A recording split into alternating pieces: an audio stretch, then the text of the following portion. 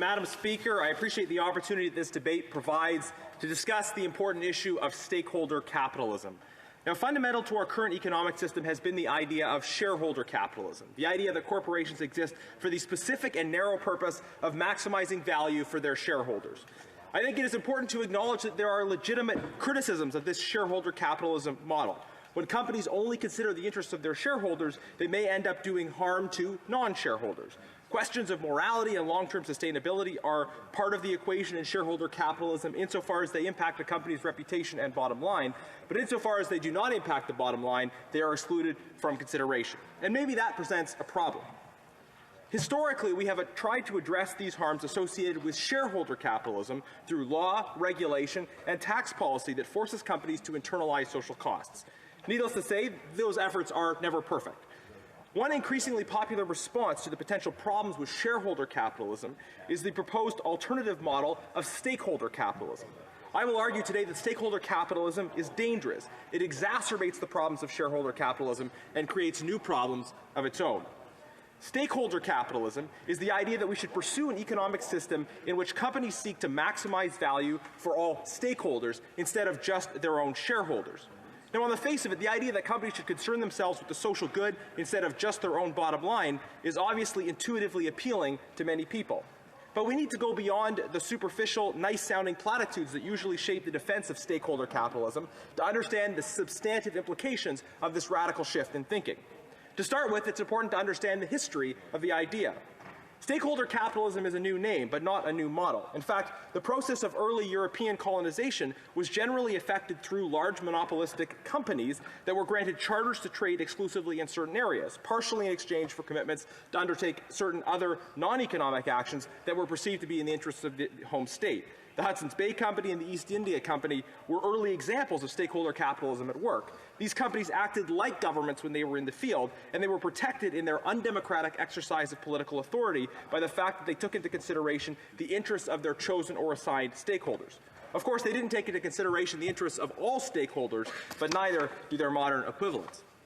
Today, one of the most prominent proponents of stakeholder capitalism is World Economic Forum founder Klaus Schwab. Stakeholder capitalism is the title of his most recent book and is explicitly endorsed in the Davos Manifesto. Here in Canada, Mark Carney is a leading advocate, and his book Values makes similar arguments to those made by Schwab.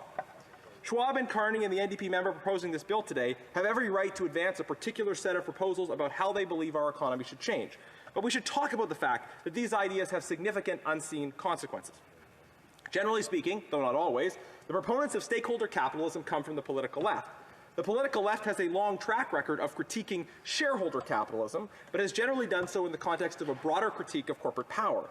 That critique has been that corporations should not be too powerful, because they can use their positions of power to exploit workers and to push agendas that may be contrary to the democratic will of the people. And this is actually a potentially good critique, and many modern conservatives would embrace it, adding as well that too powerful corporations can often use their power to subvert and undermine the market itself. Conservatives and past versions of left-wing parties have both critiqued powerful monopolistic corporations, but have disagreed about solutions. Left-wing parties have critiqued capitalism itself and pushed for greater state ownership, while conservatives have sought pro-competition and other forms of regulation to ensure that private enterprise can do its job without any single private company having enough power to distort the market or undermine the common good. Now, today, the parameters of the economic debate have dramatically changed. Today, many on the left no longer critique corporate power itself, but simply argue that corporations should be asked to champion progressive and woke causes. The political left now seems fine with large and powerful corporations, as long as those corporations are talking about climate change, racial inequality, and trans rights. The left is no longer talking about the problems of corporate power. It is talking about how to use corporate power. It is very telling that C-245 that we're debating tonight, a bill proposed by someone who is arguably one of the most left-wing members of this chamber, is talking about using corporate power instead of limiting corporate power. She's demonstrating that shift in thinking of left-wing parties. In particular, Bill C-245 proposes to use the Canada Infrastructure Bank, yes, a Crown corporation, as an ideological tool to shape the kinds of investments that are made in the private sector, and to do so with non-economic objectives in mind. And this is what stakeholder capitalism is all about, and has been about since the colonial era, the use of corporate power to advance ideological objectives that are distinct from stakeholder interests. I believe that modern conservatism must strongly make the case against the kind of stakeholder capitalism championed by this bill and by others. Modern conservatism must take up the arguments against corporate power and recognize that centralized corporate power can be just as dangerous when wielded on behalf of stakeholders as it can be when wielded on behalf of shareholders. We have to defend workers and defend one-person, one-vote democracy against the idea that corporate power brokers should be the ones defining collective values. This is not an unquestioning defense of shareholder capitalism, which requires appropriate controls. It's simply a recognition that the prevailing concept of stakeholder capitalism is worse. And broadly speaking, I would make three arguments against stakeholder capitalism. First, an emphasis on stakeholder values is often done insincerely as a branding exercise to mask a lack of real and substantive action on genuinely important issues. It can be used as a basis for claiming that public interest or anti-monopoly regulation isn't necessary, even while not moving substantially on the values that are claimed. On this point, I would like to challenge all corporations that have said Black Lives Matter to say the same about Uyghur lives. The NBA, among many others, has figured out that campaigning for racial justice in America is good for your bottom line, and campaigning for racial justice in China is bad for your bottom line. But those who only campaign for racial justice when it's good for their bottom line are not really for racial justice. Mark Carney, who I referred to earlier, got himself into some hot water for making and then walking back the dubious claim that the $500 billion asset management firm where he works is net zero. I think some members of this House would call that greenwashing. The prevalence of hypocrisy and its potential to distract from real action is one important critique of stakeholder capitalism.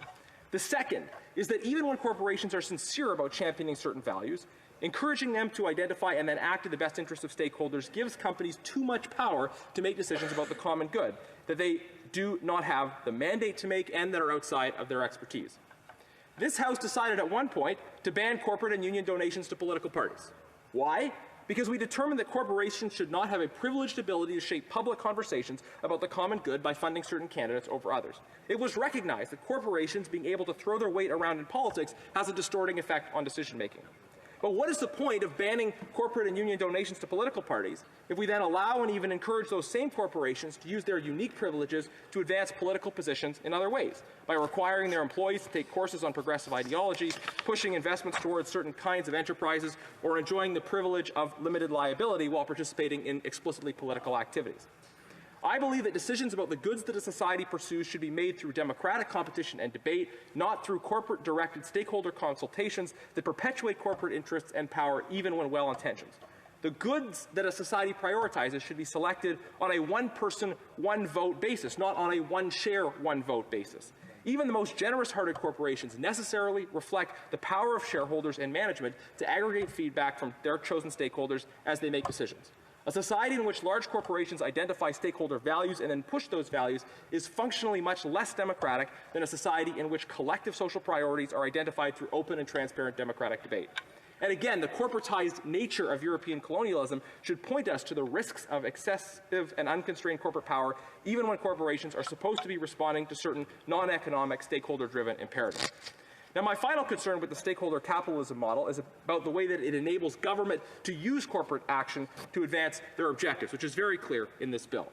Those with regulatory power over corporations can achieve a great deal through the power of suggestion. Corporations understand that they are less likely to face hostile regulation if they are on the same page as governments when it comes to non-economic matters. If the government tells social media companies to regulate speech or tells banks to deny banking services to certain kinds of people, then it is very much in the interest of those corporations to be helpful. Governments are doing this sort of thing more and more. Stakeholder capitalism provides the intellectual toolkit for governments to ask corporations to use their corporate power in a particular preferred way. In the process, by using corporate power to their advantage, governments can exercise far more power over people's lives than they would otherwise. When the government acts directly, they are subject to scrutiny and accountability mechanisms that do not apply to private corporations. By acting through corporations and using the power of suggestion, governments can achieve preferred outcomes with less scrutiny and accountability.